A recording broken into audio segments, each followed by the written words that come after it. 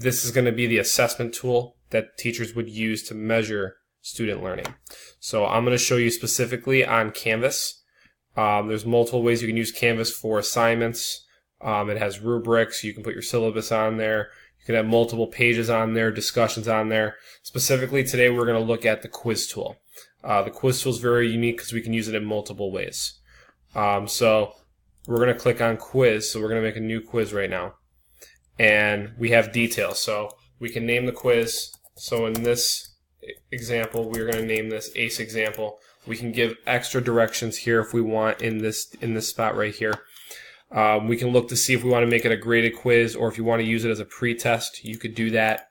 In our example, we have PowerSchool that we can sync our grades with automatically. We can shuffle answers. In some schools, like our school, we allow multiple attempts. So it's nice you have a wide variety of options here. Also, when you're assigning your quiz itself, you can also set the time that you want it to end at. All right, so in our example right now, we see this ending at this point. So we're going to save this currently at this point. All right, so I'm going to go back into the editing tool, and we're going to look at questions.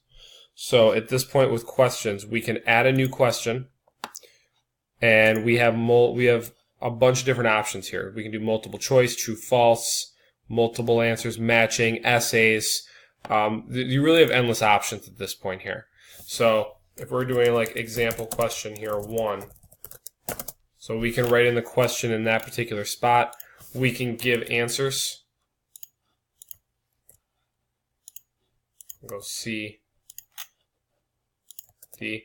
If the answer is C, we can actually click on that, and then we can click update question, and that question now will be saved, ready to be quizzed at whenever we want to start. So I have the first question on there. The other things that we can do that's really interesting is that we can embed videos. So if we were going to make a new question here, but we need the video, we'd first need to go to our media, which you would download these videos ahead of time, and they would be in our Canvas.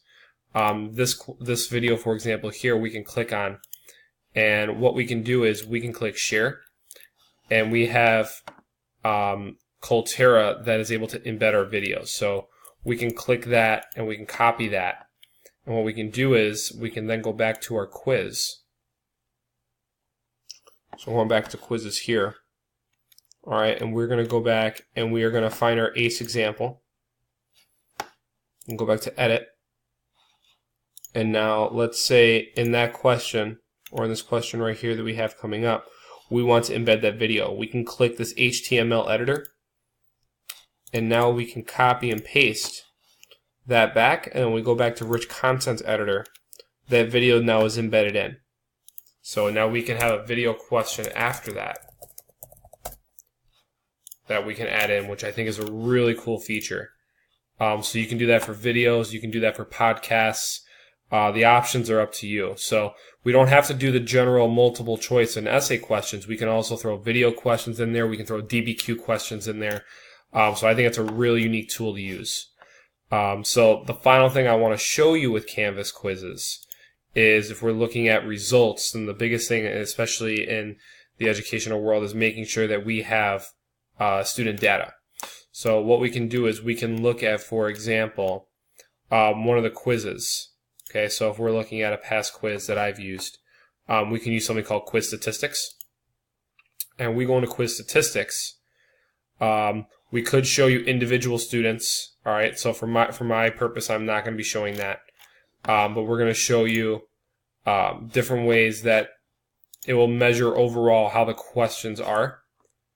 So let's go back, and I believe this is the correct one. So we're looking at quiz statistics. This will show us our average score, our high score, our low score. We can look at the standard deviation, the average time it took to complete that particular quiz.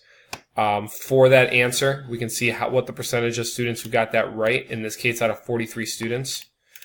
All right, so we can look at, respondents.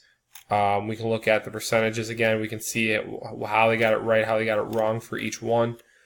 So like here, like a 60-40, this might be a good chance for us to go back and take a look to see if the students understood this particular question. I'll say somewhere around 70% usually is probably pretty good. If we start to see anywhere from 60 and down, it's a good opportunity for us to review. So this is really good data that we can use. Again, we can go into individual student analysis, we can also go into item analysis, and we can base this on the learning targets that we have.